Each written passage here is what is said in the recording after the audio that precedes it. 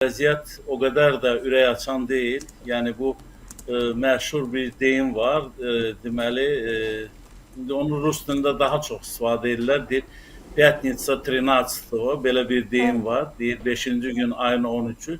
Həqiqətən də İran üçün bu çox ağrılı bir tarix olacaq. Sizin də qeyd etdiyiniz kimi İran Silahlı Qüvvələri artıq ciddi zərbə alıb və zərbələrin miqyası o dərəcədə yəni genişdir ki, İranın deməli silahlı qüvvələrinin baş qərargah rəisi general Məhəmməd Baqeri öldürülüb, yəni ailəsi ilə bir yerdə.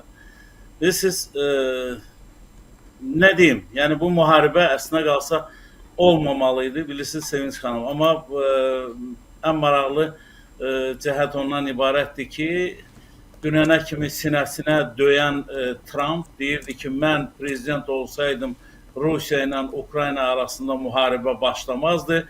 Bu günləri prezident Trump sinəsinə döyə bilərmi ki, mən prezident olanda deməli İsrail İrana, özü də mənim İranla danışıqlar apardığım bir məqamda heç bir halda hücum etməyəcək. Deyə bilərmi Mr. Trump?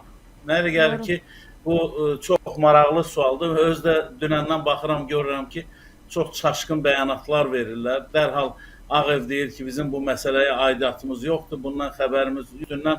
Bir neçədən sonra Trump Fox News kanalına verdiyi müsahibədə deyir ki, mənim hər şeydən xəbərim var və belə də o xeyir duamı verdim və oradan da BMT-nin İVC o sarsaq çoxdan gəbərməli olan Antonio Guterres deyir ki, yavaş-yavaş vurun, biraz belə nəzakətli davranın. Baxın, BMT baş katibinin açıqlamasına baxın.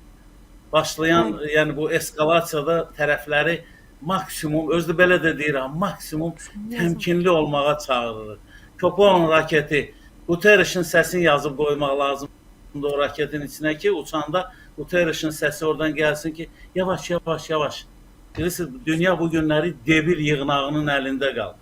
Və İranın da özünün çox belə axmaq hərəkətləri var. İndi qarşıdakı dəqiqələrdə mən bu məsələyə toxunacağım. Bu günləri Məsud Pezişkanın da bəzi yerində olmayan açıqlamaları oldu. Yəni İsraili və Amerikanı qıcıqlandıran, yəni ən azından dövlət başçısı belə siyasi səbatsızlığa və ya siyasi savadsızlığa yol verməməlidir. Neysə, necə deyərlər, getdik. Qarşıdakı dəqiqələrdə bizim görünüşümüz, yəni bu məsələlərə yanaşmamız necədir? Ən azından mənim yəni baxışım ondan ibarətdir ki, ilk dəfə idi, özdə bu Sepahın hansısa bir generalı deyir, İran Silahlı Qüvvələrinin baş qərargah rəisi, özdə Məhəmməd Baqeri bir müddət bundan əvvəl İranın müdafiə naziri də olub və açığını deyim ki, zarafat məsələ deyil, bir dövlətin o döyünən ürəyi olar prezident, bir də ki, onun silahlı qüvvələri, onun birinci şəxsi ailəsi ilə öldürülürsə, komandanlar